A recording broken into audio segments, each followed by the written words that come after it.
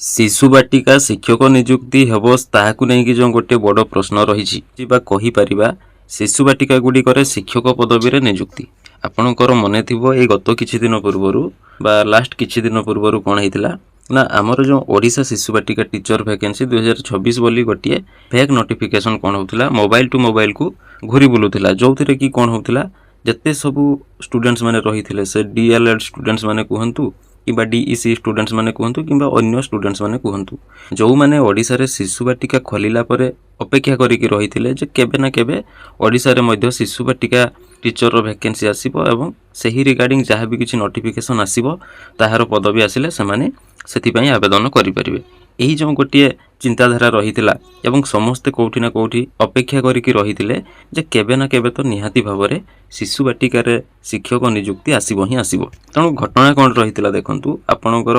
ये बेसी दिन भी हैनी जो नोटिफिकेशन टी रहिथिला जो ओडिशा रे चाकरी आशायीक पई बड़ खबर रहिथिला बोली कुहा जाउथिला राज्य अर्थ विभाग तरफरु जाकी ओडिशा रो फाइनेंस डिपार्टमेंट तरफरु कौन होता असेपा अधीन में कौन होता ना 7234 गोटी शिशु बाटिका टीचर पद पर जो कुहा जाउथिला पद आसीबो एवं सालारी कथा मध्य कुहा जाइथिला जहाँकि 26,200 टंका मासिक वेतन मिलिबो। तेणु एही नै कि जहाँ भी किसी क्वेश्चन मार्क रही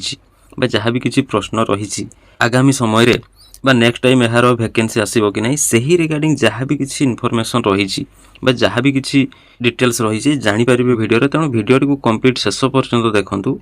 चैनल जदि प्रथम थर वीडियो देखुचंती तेबे चैनल को सब्सक्राइब करी पाखर थिबा बेल आइकन को ऑन करि दियंतु। एहा सहित वीडियो को लाइक एंड शेयर करिकी अन्य माननकु मध्ये जणाई दियंतु। आपण माने देखिथिबे सही फेक नोटिफिकेशन आसीबा परे एमिति अनेक सारा खबर कागज रे सही न्यूज को पब्लिश करा जायतिला बा सही जो न्यूज रहितिला ताहाकू कवर करा जायतिला। एथिरे देखंतु जो सकाळ न्यूज पेपर रहिछि सेथिरे मध्ये एही जो खबर ताहाकू प्रकाश करा जायतिला। तापर आपण माने पुणी एही नोटिस रे मध्ये देखि परिबे जहाँकि ओडिशा शिशु बाटिका टीचर रिक्रुटमेंट 2026 नाम रे गोटे फेक नोटिफिकेशन रहितिला। पुणी एठारे मध्ये देखंतु जे शिशु बाटिकार नियुक्ति हबो 234 शिक्षक एहा मध्ये गोटे प्रमेय न्यूज पेपर रो पेपर कोट एही कोट पीस रे मध्ये सही कथा कुहा जायतिला। नेक्स्ट पुणी जहाँ देखुचंती नेक्स्ट पुणी ए जो देखुचंती एहा होची समाज रो न्यूज पेपर रो पेपर कोट एही कोट पीस रे मध्ये सही सेम कथा को उल्लेख करा जायछि। तेणु एका समय रे गोटे डेट रे एकाधिक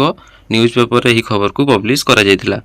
तेबे परवर्ती समय रे कोन हला देखंतु जेमति कि जानिथिबे आपण माने मध्ये सही दिन आपण एहा मध्ये चेक करिथिबे जे आई.एंड.पी.आर डिपार्टमेंट ओडिशा तरफरु एही संपर्कित जो शिशु बाटिका शिक्षक नियुक्ति संबंधी जाल चिठी प्रचार रो संपर्क रे स्पष्टीकरण माने जो गोटे फेक नोटिफिकेशन घुरी बुलुथिला मोबाइल टू मोबाइल को ताहार जो गोटे स्पष्टीकरण रखिथिले। एही जो आपण माने देखंतु पत्र संख्या दिया जायछि डेट मध्य दिया जायछि तापर बाकी सब जहाँ रही सही रिगार्डिंग तो आपण माने ऑलरेडी जानि सारिछंती। तबे वर्तमान कथा हैला जे कोन परवर्ती समय रे शिशु बाटिका टीचर रो वैकेंसी आसीबो मने करंतु एबे आसु नाही बा एबे आसीबार नाही तबे परवर्ती समय रे आसीबो कि। तेणु एहाकु नै कि जते सब डीईसी स्टूडेंट्स माने अछंती से माने अपेक्षा करिकि अछंती जे केबे ना केबे एही जो शिशु बाटिका टीचर वैकेंसी आसीबो एवं सेहिथि पई से माने 2025 रो अपेक्षा करिसंती एवं 2025 रे आपण जेमति जानिथिबे ओडिसा रे प्राय पाखापाखि लक्ष रु अधिक 1 लाख प्लस हमरो स्टूडेंट्स माने डीईसी कोर्स करिसंती इग्नो रे जोथि पई कि कुहा जाउतिला जे जदि डीईसी कोर्स रहुची ताहले कोन हबो ना शिशु बाटिका रे टीचर वैकेंसी जते बेले आसीबो से माने आवेदन करि परिबे एवं जते बेले बाल बाटिका रे शिक्षक नियुक्ति हुए आपण माने देखिथिबे केंद्रीय विद्यालय मानकरे सही केंद्रीय विद्यालय मानकरे जते सब डीईसी पिला माने थांती सही डीईसी पिला मानकु निया जाई थाई बा ईसीसीई कोर्स करिथिबा जोटा को कुहा जाई परिबो एनटीटी कोर्स जो नर्सरी टीचर्स ट्रेनिंग कोर्स सही एनटीटी कोर्स करिथिबा आवश्यक नहले सेठारे डीएलएड कोर्स को मध्य निया जाई थाई जोटा कि सिटी कोर्स बोली आपण माने जानंती। आपण माने निजे भाबंतु जे एही जो न्यूज टी रहिला प्रथम कथा है 7234 गोटी शिशु बाटिका टीचर वैकेंसी आपण माने देखिथिबे आम ओडिसा रे कोन हुए जो माने सिटी करिसंती बा जो माने बीएड करिसंती किंबा सिटी करिकी +3 मध्य करिसंती से माने हमरो जूनियर टीचर जोटा को एबे कुहा जाउची एटी असिस्टेंट टीचर सही असिस्टेंट टीचर पाखापाखि 4 वर्ष रे थरे 3 वर्ष रे थरे एमिति किछि वर्ष गैप रहिला परे सही वैकेंसी आसी थाई एवं गत थर कौन होता 2023 मसीह लास्ट टाइम ओडिशा रे पाखापाखि 20,000 प्लस पोस्ट आसीथिला बोली जो दाबी करा जाउथिला एवं सेथि मध्यरु 13-14 ऑलरेडी फिलअप हो सारी 13-14 पिला ऑलरेडी जॉब करूछंती जूनियर टीचर भाबरे तेणु से कौन हो देखु तांकर पोस्ट जेहेतु 2025 मसीह वैकेंसी आसाला एवं यही 2026 मसीह पुणी से वैकेंसी आसो बोली कहुच्छी जदि 2026 न आसूची ताहले 2027 स्टार्टिंग रू ही आसीजिवो बोली एमती आकलन करा जाउची ताहले सेमानकर वैकेंसी कथा बा तांकर जो वैकेंसी आसीबा नै कि जो न्यूज रही ताहा पूर्वर ऑलरेडी डिस्कशन को आसी सारी ऑलरेडी चर्चा होउची जे सेमानकर वैकेंसी आसीबो किंतु एठारे कथा हला कोन ना जदि जूनियर टीचर वैकेंसी ए पर्यंत आसी नाही ताहले कोन ता पूर्वरु 7234 गोटी जो शिशु बाटिका टीचर बा कौनसी भी पार्टिकुलर नंबर को आपण माने धरंतु नाही जे केते संख्यक पदवी आसीबो आपण खाली मानिकी चलंतु जे शिशु बाटिका टीचर पदवी आसीबो कि जदि जूनियर टीचर आसीबो बोली कुहा जाउछि एवं ताहार वर्तमान सुद्धा सठिक खबर नाही जे केबे आसीबो एवं केते संख्यक आसीबो ताहार सठिक परिमाणर खबर वर्तमान सुद्धा तार क्लारिफिकेशन मिली नाही किंतु ताहार जदि क्लारिफिकेशन मिली नाही ताहले आपण माने केमिति सुनिश्चित होई परिबे जे शिशु बाटिका टीचर वैकेंसी आसीबो लगुच कि आपण मानकू जे जदि ए पर्यंत जेटी वैकेंसी आसु नाही ताहले ता पूर्वरु कोन शिशु बाटिका टीचर वैकेंसी आसीबो एटा हला प्रथम कथा सेकेंड कथा हला जदि आसी जाउची शिशु बाटिका टीचर वैकेंसी आसीबार तो संभावना नाही एवं एही रिगार्डिंग कोनोसी भी चर्चा मध्य करा जाउ नाही जे बहुत शीघ्र आसीबो ताहा किछि आसु नाही स्टिल अनेक सारा डीईसी स्टूडेंट्स माने 2026 रे मध्य डीईसी कोर्स टिकु करूछंती एवं इग्नोर एडमिशन नै छंती तापर सेकेंड कथा हला ए जो दरमा टंका को हला 26,200 टंका आपण माने जानिथिबे जते बेले जूनियर टीचर माने जॉइन करले सेमानकर सैलरी 9,000 किंबा 10,000 11,000 ए भितर ही आसुथिला ता परवर्ती समय रे तांकर सैलरी 16,000 हेइची किंतु सेमाने तांकर पीएफ कटिबा परे इन हैंड सैलरी पाखापाखि 14,000 टंका पाउछंती तांकर जदी सैलरी एते कम एवं सही जूनियर टीचर जहाँकि गोटे बहुत पुराना पोस्ट जदि शिशु बाटिका टीचर वैकेंसी आसे ताहा तो नुआ भाव में सही पदवी को क्रिएट करा जिवो किंतु जूनियर टीचर जो माने primary teacher upper primary teacher से माने तो बहुत पूर्व चाकरी करूछंती एवं सेमानकर पोस्ट बहुत पुराना अटे तथापि जो माने नुआ नुआ जॉब करूछंती सेमानकर सैलरी सेमानकु रेगुलर करा जायछि कॉन्ट्रैक्चुअल रु हटा जायछि तथापि सेमानकर सैलरी जो फुल सैलरी ताहा मिलु नाही जहाँकि 14,000 प्लस समथिंग टंका सेमानकु मिलुछि किंतु सैलरी बढ़ी नाही किंतु एही जो गोटे कथा कुहा गला जे 26,000 टंका शिशु बाटिका टीचर मानकर सैलरी आसीबाकू जाउछि ताहा मध्य सेथिरे मध्य कोनोसी लॉजिक नाही जदि जूनियर टीचर मानकर सैलरी वर्तमान सुद्धा एते मात्रा रे बढ़ी नाही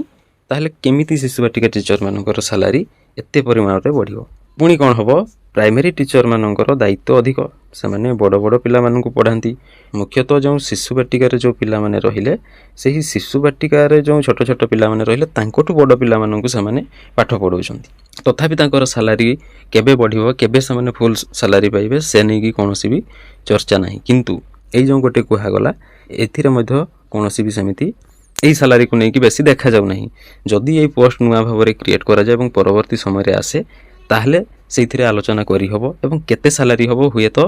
8th पे लागू हला परे ताहार सैलरी बढ़ी पारे